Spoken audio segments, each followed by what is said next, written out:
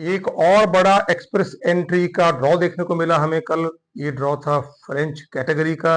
एक के बाद एक 3 एक्सप्रेस एंट्री के ड्रॉ निकाले गए इसी वीक। एनालिसिस करूंगा कंप्लीट इस ड्रॉ का भी, और आने वाले टाइम में इसी महीने में क्या हमें और भी ड्रॉज देखने को मिल सकते हैं, और सीआरएस की क्या सिचुएशन है, बची हुई जो कैटेगरीज हैं उनमें कौन से ड्रॉज आने की संभावनाएं हैं। स्वागत आप सबका हमारे YouTube के चैनल के ऊपर। मेरा नाम पृथ्वीपाल सिंह गिल। मैं एक licensed and regulated credit immigration consultant हूँ। एक छोटी सी रिक्वेस्ट, इस वीडियो को शुरू करने से पहले अगर आप हमारे YouTube के चैनल पर पहली बार विजिट कर रहे हैं या अब तक आपने हमारा चैनल सब्सक्राइब नहीं किया, मेरी रिक्वेस्ट है जरूर सब्सक्राइब करें। हम बहुत तरह के इन्फॉर्मेटिव वीडियोस रेगुलर बेसिस पे इसी प्लेटफॉर्म के थ्रू आपके साथ शेयर करते रहते हैं। एक और बड़ा एक्सप्रेस एंट्री का ड्रॉ हमें देखने को मिला इसी हफ्ते, कल मार्च 18 को, जहां पर 4000 इनविटेशन दे दिए गए और सीरियस ड्रॉप होके आ गया सिर्फ 393 ओनली। लास्ट टाइम जो फ्रेंच कैटेगरी का ड्रॉ था 397 का स्कोर था, इस बार उससे भी कम हो गया, 393 पे आ गया। सबसे ज्यादा लोएस्ट अगर हमें कहीं सीरियस देखने को मिलता है तो इसी कैटेगरी में मिलता है, फ्रेंच कैटेगरी में। यहाँ एक बात हमें याद रखनी पड़ेगी, फ्रैंकोफोन कम्युनिटी आउटसाइड क्यूबिक, इसकी बहुत ज्यादा इंपॉर्टेंस है। इसी हफ्ते अगर हम देखें तो back to back 3 express sector के हमें ड्रॉ देखने को मिले। पहला 16 मार्च को जो पीएनपी का ड्रॉ था, उसके बाद 17 मार्च को बहुत बड़ा ड्रॉ कैनेडियन एक्सपीरियंस क्लास का, और 18 मार्च को मिला फ्रेंच कैटेगरी का। 8362 इनविटेशन सिर्फ इसी हफ्ते में दे दिए गए। अब तक अगर हम बात करें, टोटल 53,224 इनविटेशन एक्सटेंड कर दिए गए हैं। अभी मार्च भी पूरा नहीं हुआ, मींस पहला क्वार्टर भी इस साल का पूरा नहीं हुआ, और आईआरसीसी ऑलमोस्ट 50% टारगेट जो उनका है एक्सप्रेस एंट्री में, उसको अचीव करने के काफी नजदीक पहुंच चुकी है ऑलरेडी। अब इसमें अगर हम ब्रेकअप करें ड्रॉ टाइप्स के हिसाब से तो देखेंगे पीएनपी के सबसे ज्यादा ड्रॉज हैं अब तक, 6 ड्रॉज। दूसरे नंबर पे सीईसी कैनेडियन एक्सपीरियंस क्लास के 5 ड्रॉज। फ्रेंच के अब तक 3 ड्रॉज निकाले जा चुके हैं इस साल। टोटल 17 ड्रॉज अब तक निकाले गए हैं, जिनमें से पीएनपी, सीईसी और फ्रेंच कैटेगरी, ये सबसे ज्यादा इनके ड्रॉज निकले हैं। और कैटेगरी स्पेसिफिक देखें तो उसमें physicians with Canadian work experience, health care and social services and then senior managers with Canadian work experience, इनके एक ड्रॉज अब तक निकाले गए हैं।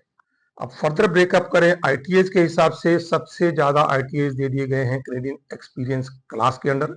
यहाँ पे 28,000 आईटीएस अब तक एक्सटेंड किए जा चुके हैं। दूसरे नंबर पर आ गई है फ्रेंच कैटेगरी, जहां पर 18,000, सिर्फ 3 ड्रॉज अब तक निकले हैं, बट नंबर ऑफ आईटीएस जो इशू किए गए हैं 18,000।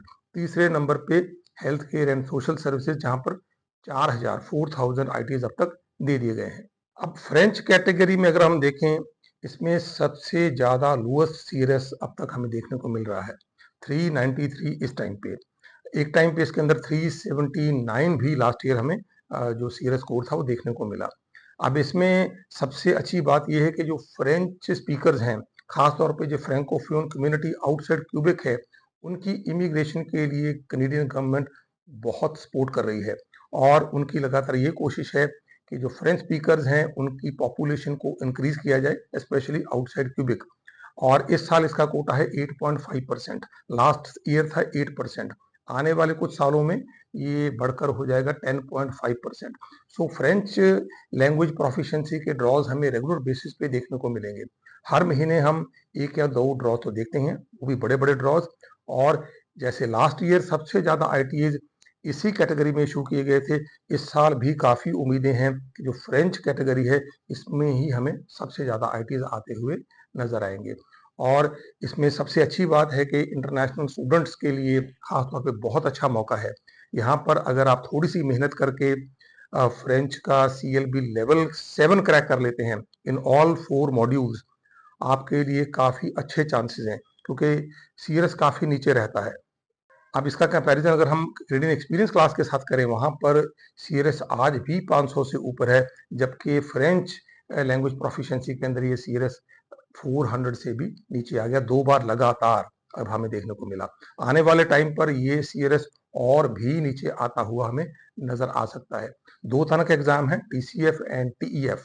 अगर इनमें से आप किसी एक एग्जाम में सीएलबी लेवल 7 स्कोर कर लेते हैं, then you qualify under this category. और इसमें अगर आपने इंग्लिश भी किया हुआ, आईएलटीएस या सेल्फिप भी किया हुआ, यू गेट एडिशनल पॉइंट्स।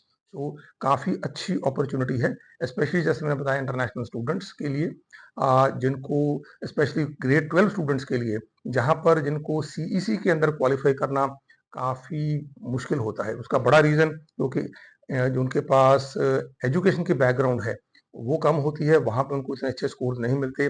दूसरी बात, यूजुअली 1 या 2 साल के एक्सपीरियंस के साथ भी आपके लिए 500 तक पहुँचना या 500 प्लस पहुँचना काफ़ी मुश्किल होता है। वेयर एज़ यहाँ पर आपको 400 से अगर नीचे भी आपका स्कोर है, still you stand a very good chance, और आपको इन्विटेशन आने के चांसेस बहुत ब्राइट रहते हैं।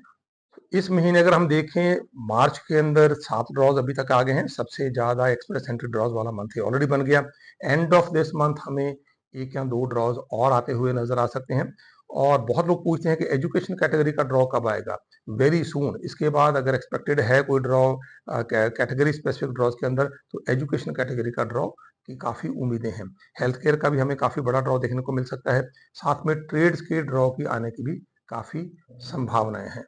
आपकी कोई एक्सप्रेस एंट्री की फाइल है, study visa, work visa, visitor visa लेके आप कनाडा जाना चाहते हैं, आपका कोई रिफ्यूजल भी है, सुपर वीजा लेके कनाडा जाना चाहते हैं, ऑलरेडी इनसाइड कनाडा है, किस तरह के वीजा एक्सटेंशन डालना चाहते हैं, जरूर हमें कॉल कर सकते हैं। हमारे नंबर सामने डिस्प्ले हो रहे हैं।